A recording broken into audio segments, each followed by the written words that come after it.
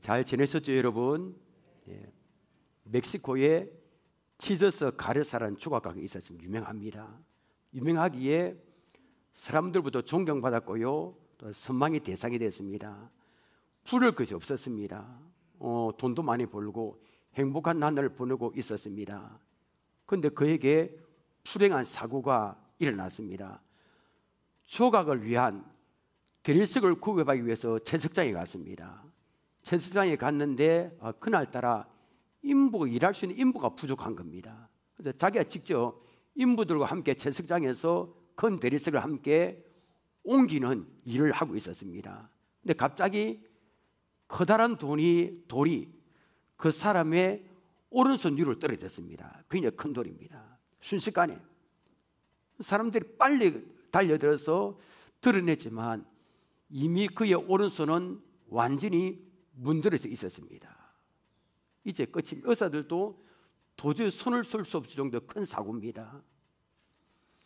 조각가로서의 그의 인생은 끝난 거지요.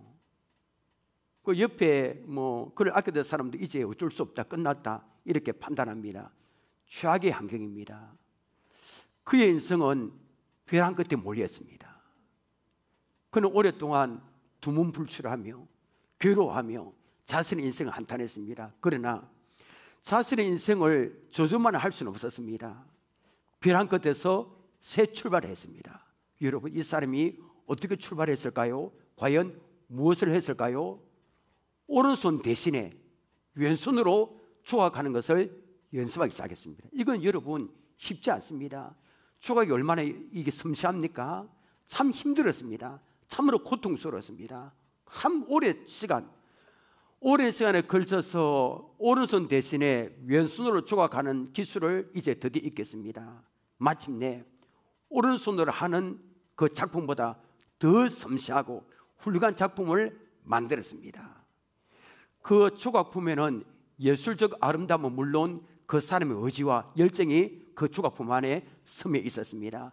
그의 조각품은 멕시코의 수도 멕시코시티의 소마야 미술관에 소장되어 있습니다. 사람들은 그 작품을 보고 그 작품에 한 가지 이름을 붙여주었습니다. 그 작품 이름은 그럼에도 불구하고입니다. 여러분, 우리 주위에는 지저스 가르사처럼 여러 가지로 인생의 벼랑 끝에 몰린 사람 참 많습니다. 신문을 보니까 빚 때문에, 채무 관계 때문에, 생활고 때문에, 건강 때문에 인생의 벼랑에 몰려 있습니다. 그런데 참 이상한 점이 있습니다. 벼랑에 몰린 사람들 다 이 가르사처럼 다 그 환경을 극복하고 새 출발하는 것은 아닙니다. 어떤 사람은 그 환경 때문에 주저하고 포기하고 심지어는 극단적인 선택을 하기도 합니다. 여러분, 오늘 읽은 본문에도 인생의 벼랑 끝에 몰린 사람의 이야기가 기록되어 있습니다. 그는 한 발자국도 물러설 수 없는 그런 벼랑 끝에 몰렸습니다. 그런데 벼랑 끝에서 가슴 벅차게 새 출발을 합니다. 혹시 우리 가운데 인생의 벼랑 끝에 몰린 분이 계십니까? 사람마다 그런 게 다 있습니다. 물질의 벼랑 끝, 삶의 벼랑 끝, 이 자녀 문제의 벼랑 끝, 자녀가 말을 안 듣잖아요, 때로는. 그 다음에 인간관계 벼랑 끝. 이 도무지 인간의 방법으로 어떻게 해결할 수 없는 벼랑 끝에 몰린 분들은 오늘 말씀이 기회가 되시기를 바랍니다. 벼랑 끝에서 가슴 벅차게 새 출발할 수 있는 전환점이 되시기를 바랍니다. 어떻게 하면 벼랑 끝에서 새 출발할 수 있는지 함께 본문을 함께 살펴보겠습니다. 인생의 벼랑 끝에서 새 출발을 한 사람은 바로 야곱입니다. 지금으로부터 4,000년 전의 인물이지요. 야곱은 지금 20년간의 도피 생활을 끝내고 고향으로 돌아오고 있습니다. 그러면 20년 전 야곱에게 도대체 무슨 일이 있었을까요? 이 야곱은 쌍둥이입니다. 쌍둥이 형 이름은 무엇입니까? 에서입니다. 그 에서에게 큰 죄를 저질렀습니다. 20년 전에 엄마와 짜고요, 엄마 리보가 짜고 형이 받을 축복을 다 빼앗았습니다. 여러분, 이 축복이 뭐 대수롭나 하는데 아닙니다. 이때 당시에 여러분, 아버지의 이 아버지 가장의 축복권이 대단합니다. 자녀에게 그대로 갑니다. 그리고 장자에게 대한 축복은 어마어마합니다. 형 에사에게 갈 축복이거든요. 근데 야곱은 형이 받을 축복을 아버지를 속이고 뭐 멋지게 작전을 짜서 아버지를 속이고 그 형에게 갈 축복을 다 받았습니다. 사냥을 좋아하는 이 형이 사냥을 하고 나서 집으로 돌아옵니다. 짐승을 잡아서 아버지가 좋아하는 짐승을 잡아 딱 돌아오는데 아니 보니 이미 동생이 야곱이 축복을 다 받고 도망갔습니다. 나갔습니다. 에스가 들이닥칠 때는 받을 복이 없는 겁니다. 에스는 이 자기의 축복이 동생 야곱에게 도둑 맞은 줄 알고요, 대성통곡했습니다. 집이 떠나갈 정도로. 에스는 야곱을 죽여버리겠다 이를 갈았습니다. 그것을 어머니 리브가가 알고 야곱에게 이야기합니다. 야, 큰일 났다. 너 형이 너를 죽이려 한다. 빨리 외삼촌 집으로 도망가라 합니다. 그래서 외삼촌 집까지 도망갑니다. 결혼도 안 한 사람. 고향 브엘세바에서 외삼촌 집에 있는 하란까지는 800km입니다. 여러분 상상이 됩니까? 그때 차가 있습니까? 800km 혼자 갑니다. 그리고 그 야곱은 외삼촌 집에서 20년간 지내게 됩니다. 그곳에서 많은 고생했습니다. 집 떠나면 뭐 고생한다 이야기했잖아요. 노예처럼 일했습니다. 창세기 31장 40절을 읽으면 눈물이 날 지경입니다. 우리 한번 볼까요? 야곱이 이야기합니다. 내가 이와 같이 낮에는 더위와 밤에는 추위를 무릅쓰고 눈 붙일 겨를도 없이 지냈나이다. 이것이 20년간 타향살이한 야곱의 삶이었습니다. 얼마나 어려웠을까, 힘들었을까요? 고진감래, 고생 끝에 절금이 온다 했습니까? 이 야곱이 드디어 그곳에서 결혼했습니다. 아내가 무려 4명입니다. 그리고 떡두꺼비 같은 아들을 11명 낳았고요, 애교 만점 딸도 1명을 낳았습니다. 가축은 얼마 정도일까요? 나중에 말씀드리지만 진짜 이런 말 한 말 천지백갈입니다. 정말입니다. 엄청 많습니다. 남 부를 것 없이 성공했습니다. 그리고 야곱이 객지에서 20년이 됐을 때 고향 생각이 납니다. 고향 생각이 많이 났겠죠. 그 중간에 여러분, 어머니도 보고 싶고 가족도 보고 싶습니다. 무엇보다도 고향 생각하면 눈물이 왈칵 쏟아졌는데 하나님께서 이제 됐다, 오케이, 돌아가라고 말씀하신 겁니다. 자, 창세기 31장 13절 보십시오. 나는 베델의 하나님이라. 내가 거기서 베델입니다. 기둥에 기름을 붓고 거기서 내게 선하였으니 지금 일어나 이곳을 떠나서 내 출생지로 돌아가라 하셨느니라. 드디어 눈물 겹도록 돌아가고 싶었던 그 고향으로 돌아가게 되었습니다. 그런데 고향으로 돌아간다는 기쁨은 잠시, 이 야곱에게 가슴을 짓누르는 두려움이 찾아왔습니다. 그것을 생각하면 다리가 후들거릴 정도로 너무나 두려웠습니다. 여러분, 야곱에게 닥친 두려움이 무슨 두려움일까요? 바로 형 에서입니다. 고향 가면 만나야 되잖아요. 20년을 죽이려고 이렇게 눈 벌겋게 찾았던 그 형을 만나야 됩니다. 형을 생각하면 이 가슴을 짓누르는 두려움이 찾아옵니다. 하나님은 20년 만에 고향으로 돌아간 야곱이 형 에서 때문에 두려워하는 것을 아셨습니다. 여러분, 우리 하나님은 다 아시는 줄 믿으시길 바랍니다. 아십니다. 모르는 것 같아도 우리가 왜 슬퍼하는지, 힘들어하는지, 왜 두려워하는지 아십니다. 때문에 여러분, 하나님 속성 가운데 한 가지가 무엇입니까? 전지입니다.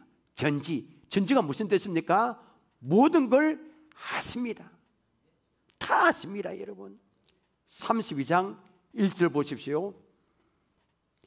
야곱이 길을 가는데 하나님의 사자들이 그를 만난지라. 길을 가는데 하나님의 사자들을 만났습니다. 근데 2절을 보니까 이 하나님의 사자를 무엇이라고 표현했습니까? 하나님의 군대를 했습니다. 그러니까 얼마나 많은 이 하나님 보낸 사자 군대가 많겠습니까? 군대를 했습니다. 하나님 군대. 야곱이 하나님 군대를 만나고 나서 그 땅 이름을 뭐라 불렀습니까?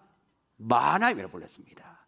마하나임은 군대라는 뜻을 가진 히브리어 마하네의 복수형입니다. 뜻은 마하나임의 뜻은 두 진영입니다. 그러니까 두 진영으로 구성된 하나님의 군대가 야곱 일행을 좌우에서 보여준다, 아니면 아까 뒤에서 확실하게 완벽하게 보여준다는 하나님의 약속입니다. 자, 하나님은 왜 야곱에게 이렇게 수많은 하나님의 군대를 보여주었을까요? 너와 함께 하겠다는 겁니다. 걱정하지 말라는 겁니다. 형 에서의 칼 두려워하지 말라는 겁니다. 막아주겠다, 함께 하겠다는 겁니다. 야곱은 하나님의 군대를 보고 감격했을 겁니다. 용기 가질 겁니다. 그리고 한껏 고무된 야곱은 형에게 사절단을 보냅니다. 3절부터 5절까지입니다. 야곱이 세일 땅 에돔 들에 있는 형 에서에게로 자기보다 앞서 사자들을 보내며 그들에게 명령하여 이르되 너희는 내 주 에서에게 이같이 말하라. 주의 종 야곱이 이같이 말하기를 내가 라반과 함께 거류하며 지금까지 머물러 있어사오며 내가 소와 나귀와 양떼와 노비가 있으므로 사람을 보내어 내 주께 알리고 내 주께 은혜 받기를 원하나이다 하라 하였더니, 자, 여기에 3절부터 5절까지 봤어요. 야곱이 여기 보니 어디 망설이거나 두려워하는 모습이 있습니까? 자신감이 넘쳐납니다. 왜 그렇습니까? 하나님의 군대를 보았기 때문입니다. 그런데 6절을 보면 이렇게 당당해야 하던 야곱에게 뜻밖의 소식이 전달이 됩니다. 우리 함께 6절 읽어볼까요? 시작. 사자들이 야곱에게 돌아와 이르되 우리가 주인의 형 에서에게 이른즉 그가 400명을 거느리고 주인을 만나려고 오되이다. 어떤 소식입니까? 사절단이 돌아와서 알려준 소식은 야곱과 그의 가족을 벼랑끝으로 몰아넣는 소식입니다. 벼랑끝입니다. 형 에서가 400명의 군사들을 거느리고 온다는 겁니다. 이때 당시 40명만 해도 무서운데 400명이면 엄청납니다. 이 소식을 들은 야곱의 마음을 7절에서 이렇게 어떻게 기록합니까? 7절 보면 힘이 두렵고 답답하여. 고구마 100개 먹은 것 같습니다. 답답하여. 얼마나 두려웠겠습니까? 양이고 소고 뭐 필요가 없는 겁니다. 야곱은 기도를 합니다. 그런데 400명의 군사를 이끌고 오는 형이 너무 무서운 겁니다. 다음날 야곱은 한 가지 방법을 생각해냅니다. 자, 13절부터 20절 제가 한번 읽어볼게요. 야곱 다 올 겁니다. 자, 보십시오. 야곱이 거기서 밤을 지내고 그 소유 중에서 형 에스를 위하여 예물을 택하니 암년수가 200이요 순년수가 20이요 암양이 200이요 순양이 20이요 전나는 낙타 30과 그 새끼요 암수가 40이요 황수가 10이요 암나귀가 20이요 그 새끼 나귀가 10이라. 그것을 각각 때로 나누어 종들의 손에 맡기고 그의 중에 이르되 나보다 앞서 건너가서 각대로 거리를 두게 하라 하고 그가 또 앞선 자에게 명령하여 이르되 내 형 에서가 너를 만나 묻기를 너가 누구의 사람이며 어디로 가느냐 내 앞에 것은 누구의 것이냐 하거든 대답하기를 주의 종 야곱의 것이요 자기 주 에서에게로 보내는 예물이오며 자 주라 했습니다. 자기 형을. 야곱도 우리 뒤에 있나이다 하라 하고 그 둘째와 셋째와 각대를 따라가는 자에게 명령하여 이르되 너희도 에서를 만나거든 곧 이같이 그에게 말하고 또 너희는 말하기를 주의 종 야곱이 우리 뒤에 있다 하라 하니 이는 야곱이 말하기를 자 이제 본심이 놉니다. 그부터 내가 내 앞에 보낼 예물로 형의 감정을 뭐한 후에 푼 후에 대면하며 형이 혹시 나를 받아주리라 함이었더라. 지금 야곱이 뭘 하고 있습니까? 형의 마음을 누구들을 위해서 선물 준비합니다. 이 보통 선물입니다. 이 보니까 염소, 소, 양 그 다음에 낙타 나귀가 모두 550마리입니다. 550마리. 보통 선물이 아닙니다. 그리고 야곱이 가축을 그냥 준비하지 않았습니다. 보면 얼마나 빈틈없고 살깊게 준비했는지 모릅니다. 처음에 염소 220마리를 보냅니다.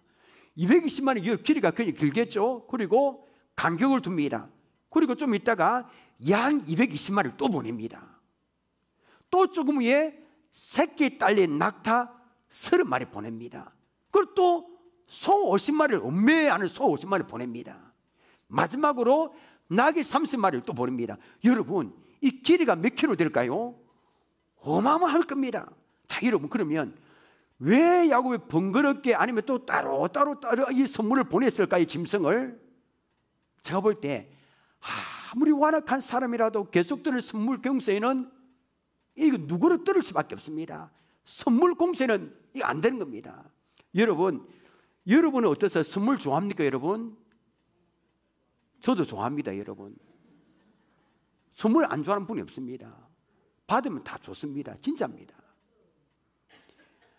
그런 이야기 하대요. 부부 싸움했을 때 아내를 달랠 수 있는 방법 여러 가지인데 그 한 가지가 뭘까, 여러분? 여자분들 한번 대답해 보십시오. 선물 아닙니까, 여러분? 선물.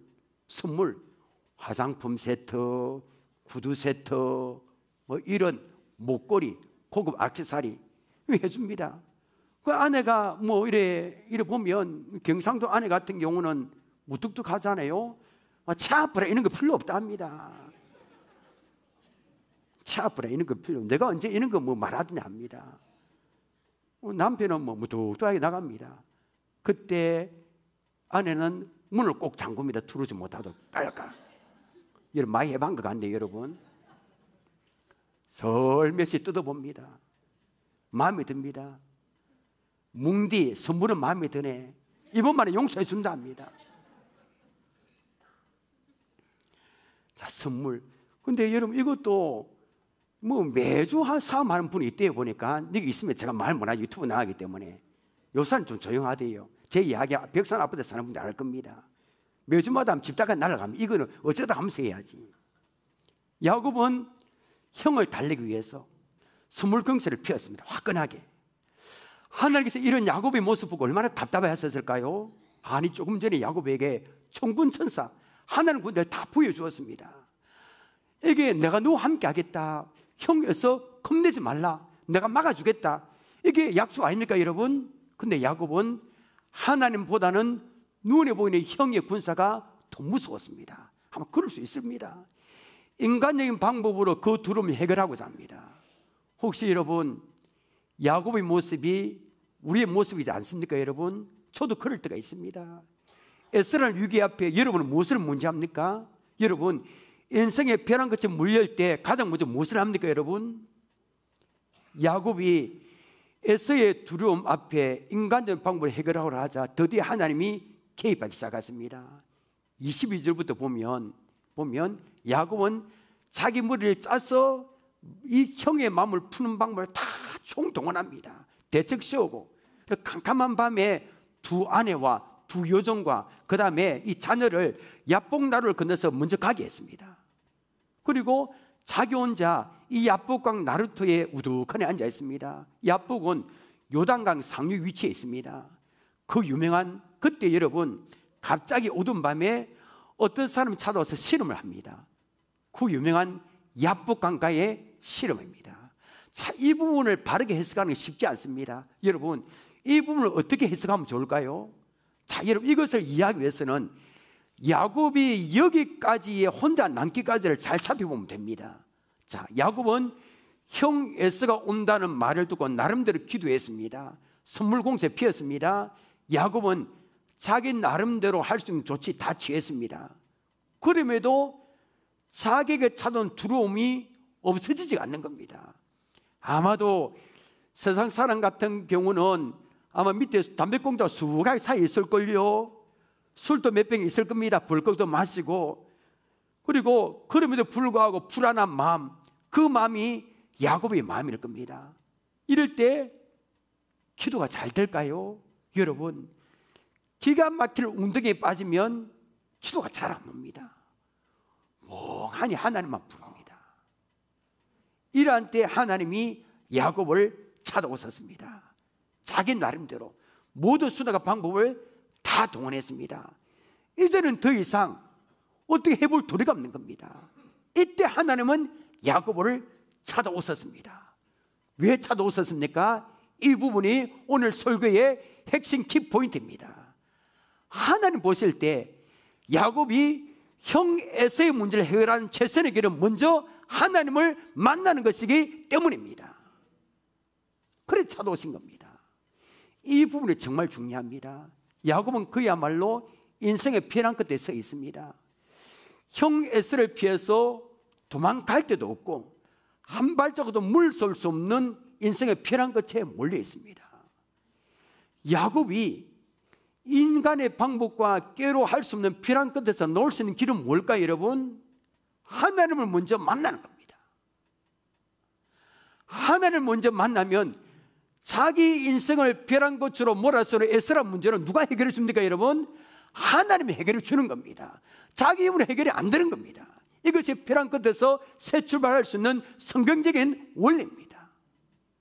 근데 야곱은 하나님을 만나는 것보다 에서 만나는 일에 더 굶으라고 했습니다.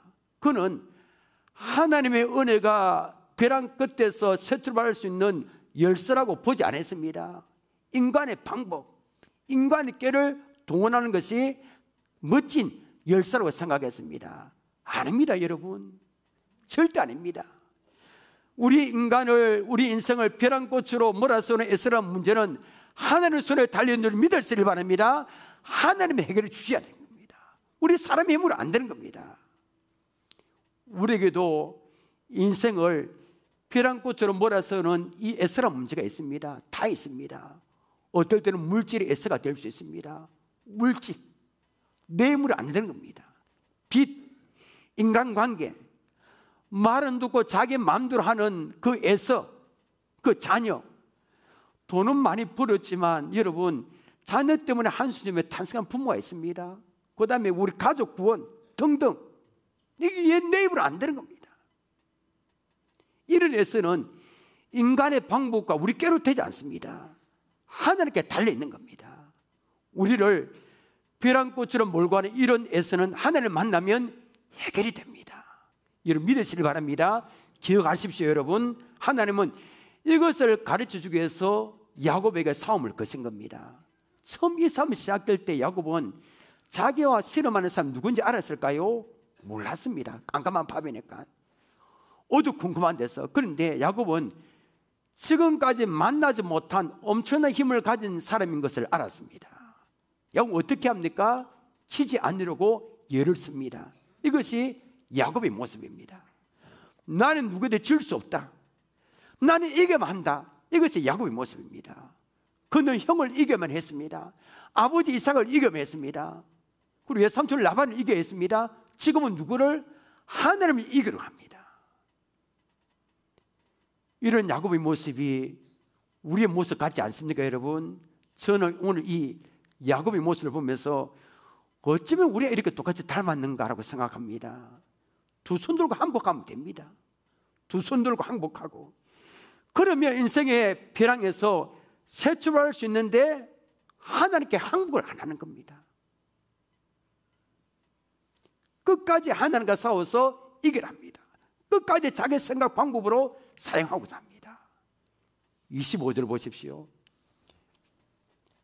자기가 야곱을 이기지 못함을 보고 그가 야곱의 허벅지 관절, 옛날 성경에는 환도뼈라 했습니다. 침에 야곱의 허벅지 관절이 그 사람과 씨름할 때에 어긋났더라. 결국 하나님이 야곱의 허벅지 환도뼈를 치십니다. 여러분, 이 뼈가 손상당하면 힘을 쓸 수 없습니다. 환도뼈가 어긋난 야곱의 모습을 상상해 보십시오. 조금 있으면 형 에서를 만나야 됩니다. 잘못하면 형 에서와 칼을 들고 죽기 살기로 싸워야 될지 모릅니다. 근데 지금 야곱은 어떻습니까? 환도뼈가 어긋나서 더 이상 힘을 쓸 수가 없는 겁니다. 아무 힘도. 야곱은 아무것도 할 수 없는 사람이 됐습니다. 아무것도 할 수 없는 겁니다. 자기 방법 없이 할 수가 없는 겁니다. 하나님이 야곱을 그 지경으로 몰아넣으신 겁니다. 자, 이때 여러분 여기서 놀란 사실이 있습니다. 야곱이 허벅지 관절을 어긋나자 자세가 어떻게 됩니까? 변합니다. 26절을 보니까 나를 축복해 달라고 끈질기게 매달리고 있습니다.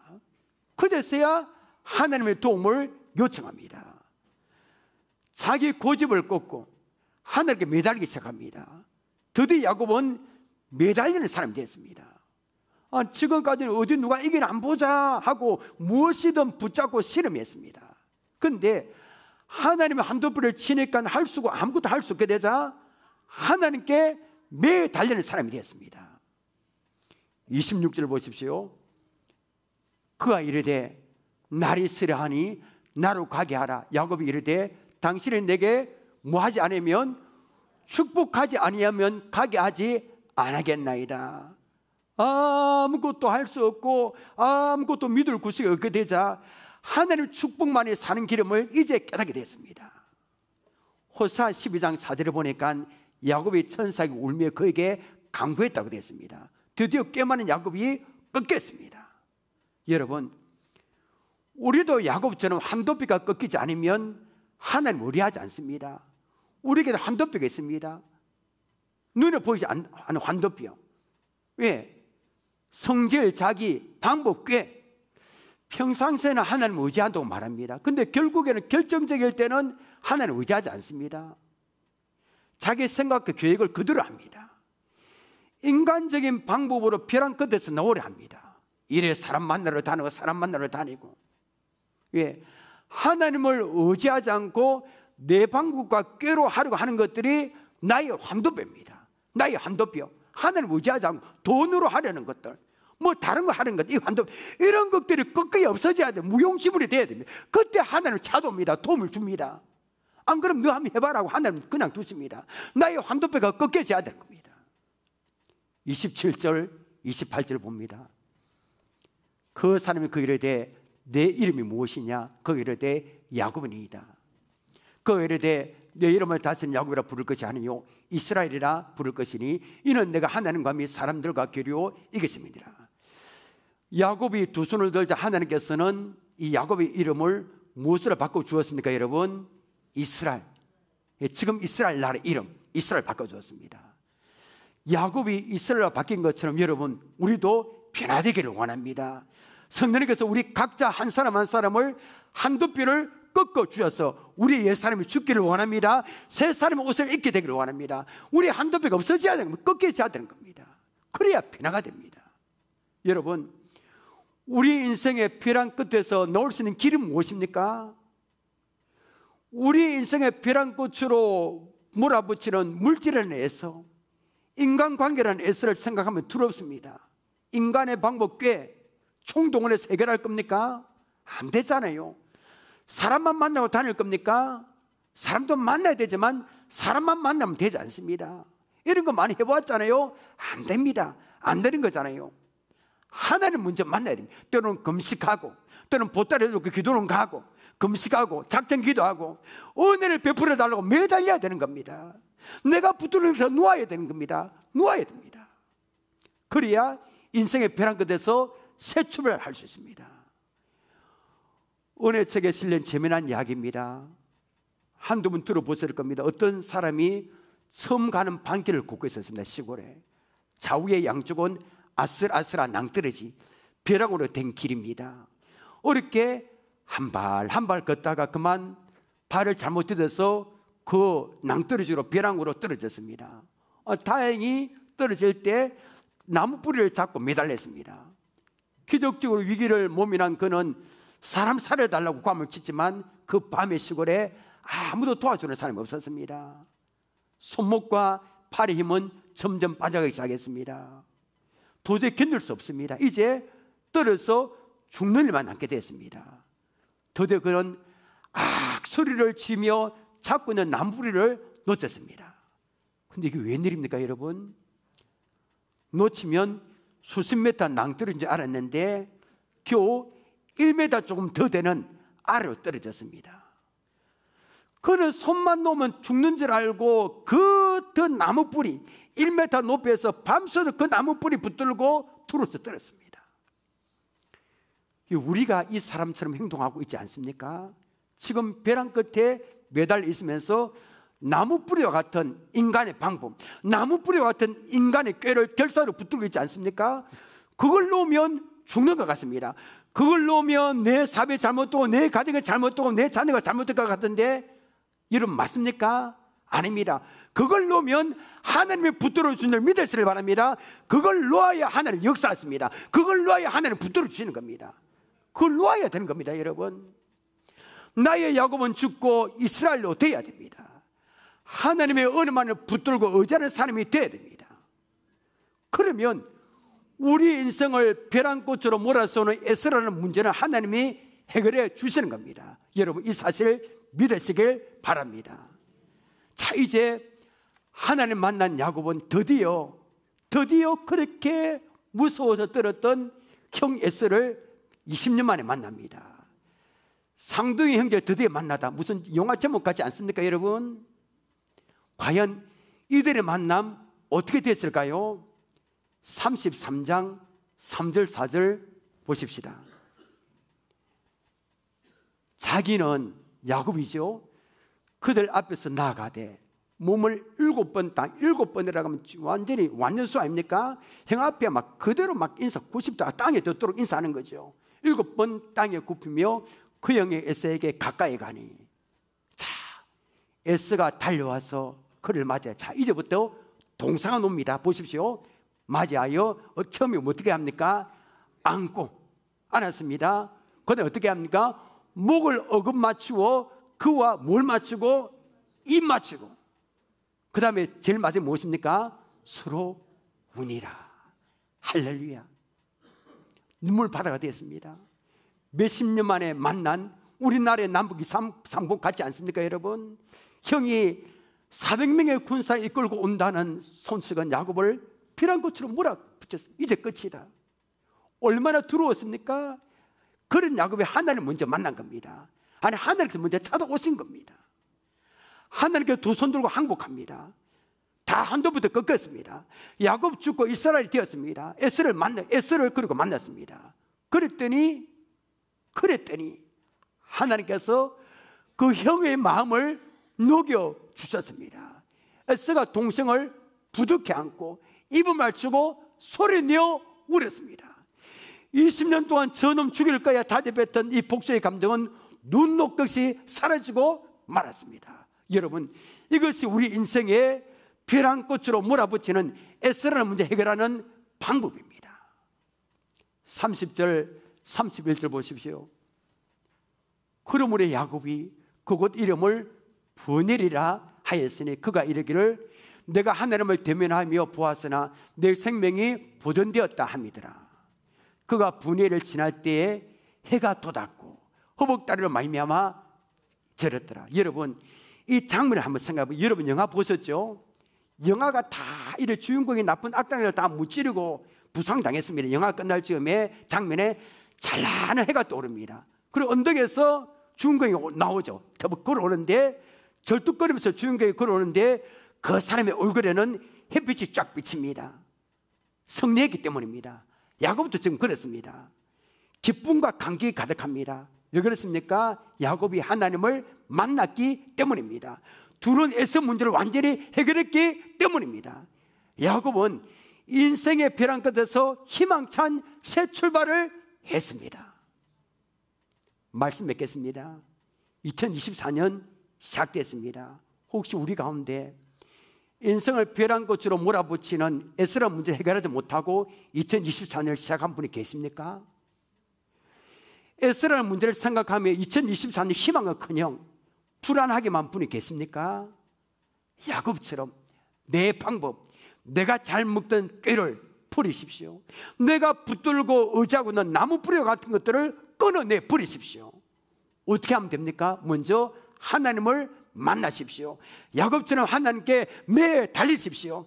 내가 의지하던 믿고 의지하던 한도뼈를 꺾이기를 바랍니다. 그리하여 위태위태하며 벼랑 같았던 지금까지 인생의 종지부를 찍고 하나님과 새 출발을 하시기를 바랍니다. 분해의 찬란한 해가 돋았던 해가 여러분의 앞날에 찬란하게 비치기를 주님의 이름으로 축복합니다. 찬양하며 우리 기도하겠습니다.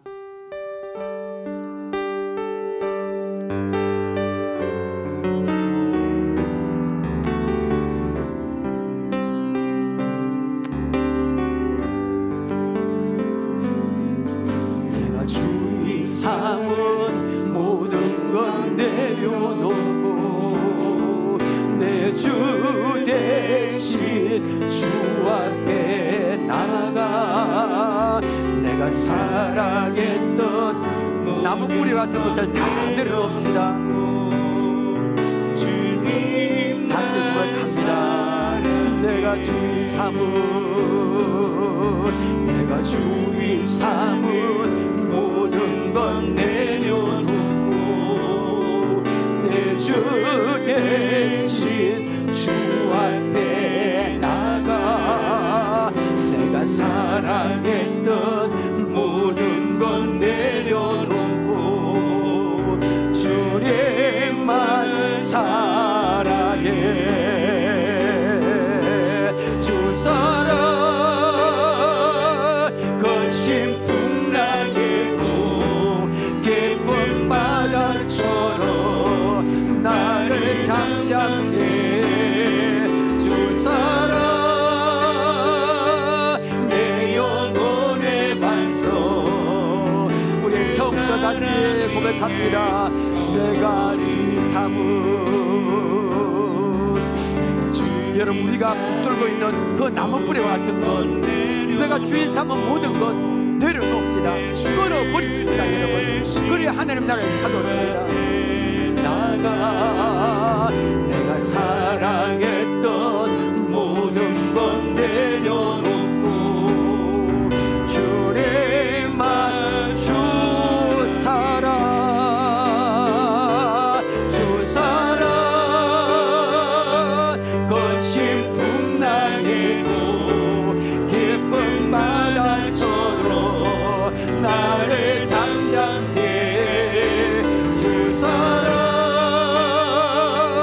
내 영혼의 반석 그 사랑 위에 주 사랑 주 사랑 거친 풍랑이고 깊은 바다처럼 나를 잠잠해. 주 사랑 내 영혼의 반석.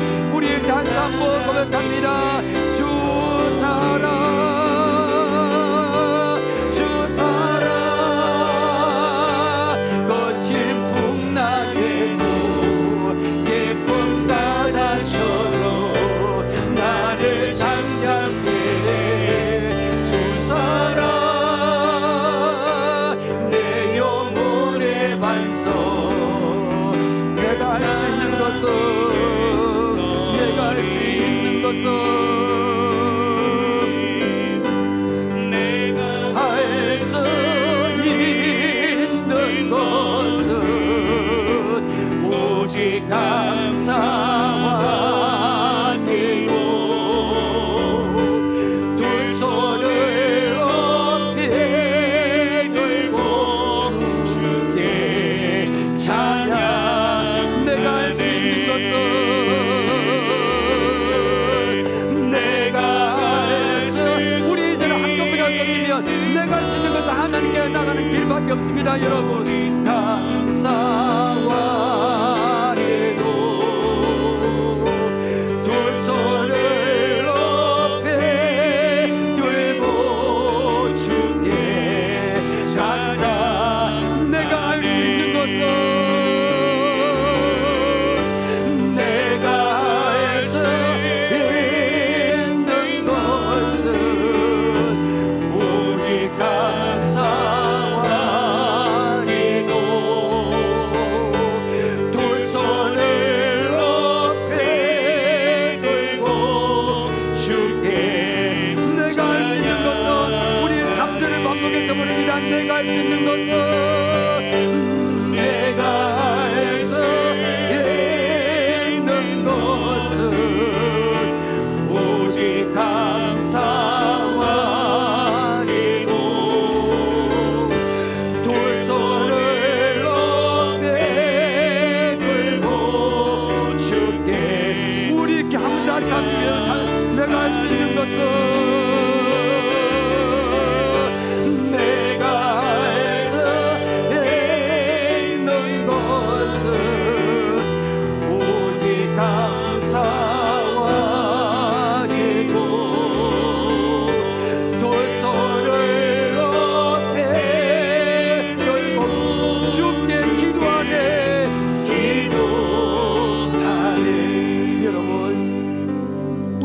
기도하십시다. 세 가지 기도 제목입니다.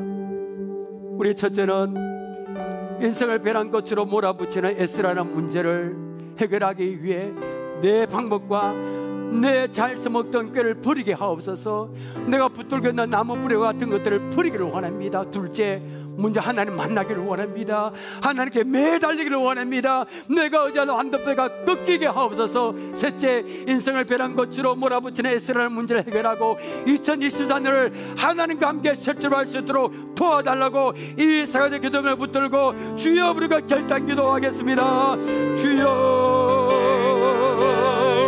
하나님, 오늘 우리 아버지의 2024세에 아버지 새 출발하기를 원합니다. 그러나 우리 인생에 아버지 벼랑 끝으로 몰아붙이는 이 에스라는 문제가 있기 때문에 아버지 새 출발하기가 쉽지 않습니다. 인생을 벼랑 끝으로 몰아붙이는 이 에스라는 문제 해결을 위해서 내 방법과 내가 잘 써먹던 것을 버리기를 원합니다. 내가 붙들고 있는 이 나무 뿌리와 같은 것들을 버리기를 원합니다.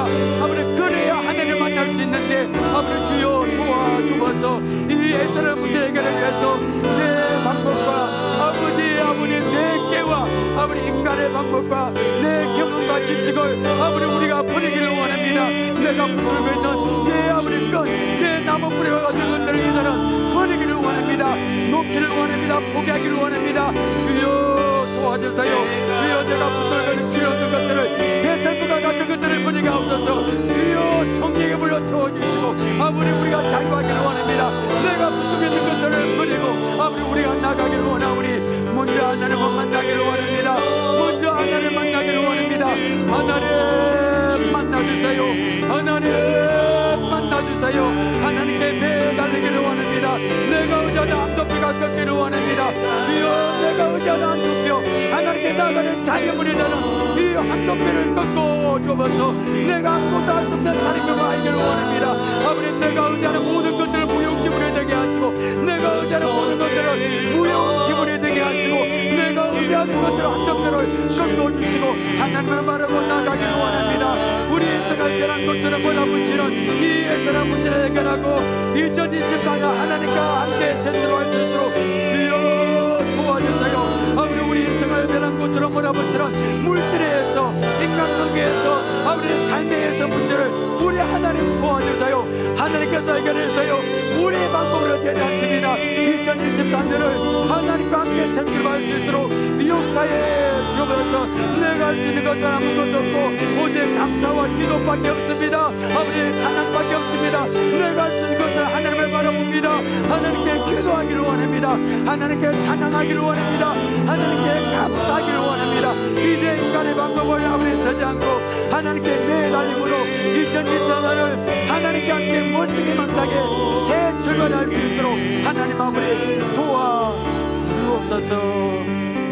하나님, 우리 인생의 벼랑 끝으로 몰아붙이는 물질과 삶의 여러 가지 에스라 문제를 해결하기 위해서 내 방법과 내가 잘 써먹던 꾀를 버리기를 원합니다. 배설물과 같은 것들, 내가 붙들고 있는 석은 동아줄 같은 그런 나무뿌리 같은 것을 과감하게 버리기를 원합니다. 우리가 붙들고 있거든 성령의 불로 태워 주옵소서. 먼저 하나님을 만나기를 원합니다. 하나님께 매달리기를 원합니다. 내가 의지하는 한도뼈가 꺾어지게 하시고 내가 의지하는 한도뼈가 무용지물이 되게 하여 주옵소서. 우리 인생을 벼랑 끝으로 몰아붙이는 에스라 문제를 해결하고 2024년을 하나님과 함께 가슴 먹자게 새 출발할 수 있도록 역사에 주옵소서. 예수님의 이름으로 기도합나이다. 아멘.